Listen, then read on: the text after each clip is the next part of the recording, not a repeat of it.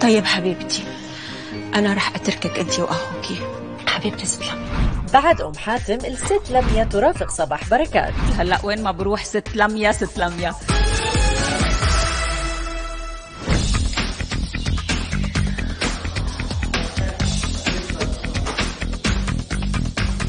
هالمشاهد هي من كواليس تصوير المسلسل السوري عزك يا شام، وتحديدا الحلقة اللي من بطولة علي كريم وصباح بركات.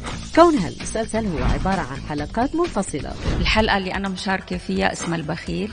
أنا بكون مرت شيخ الصاغة. هو بصير له كتير مشاكل، وأنا يعني مالي رضيانة عن مواقفه، لكن بسكت له لأنه جوزي وأبو ولادي وبحبه، فبسكت له، بس هو بيوقع على طول بشر أعماله.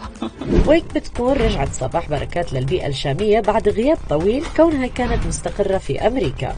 أنا عشت تقريبا 10 سنين بأمريكا، طبعا حتى تجنست وزبطت كل أموري، وصار لي تقريبا شي سنة ونص رجعت على سوريا، يعني ممكن أطلع على أمريكا أو على أوروبا إجازة، لكن خلص أنا رجعت أعيش بالشام.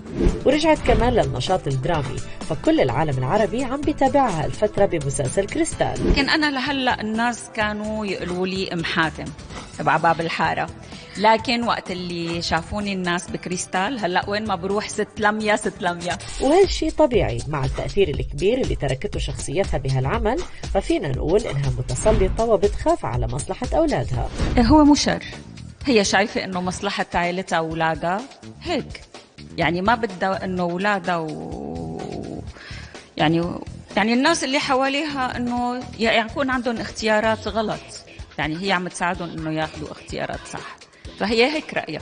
وهالقوة بالشخصية بتجمع لميا وصباح؟ لا أنا قوية. أي أنا قوية، ولكن أنا حقانية، يعني هي حدا مختلف عني، لكن نحن بنشترك إنه نحن شخصيات قيادية يعني. وداعمة كمان، فصباح كانت تحرص إنها تدعم زملائها بالكواليس. أنا حتى بشوف مثلا كل زملائنا هلأ، محمود كان عم يبذل جهد كتير كبير، إياد أبو الشامات بكل مشهد أنا وياه على طول بنتأمر مع بعض، فبكل مشهد بقول له أوه إياد طالع بتجنن وبرافو وهيك.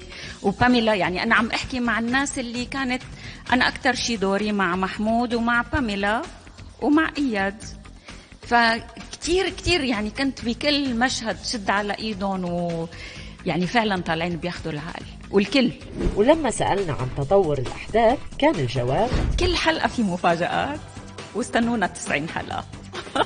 الرجال دايما بيحبوا يحسوا انه هنن اقوى من المرأة.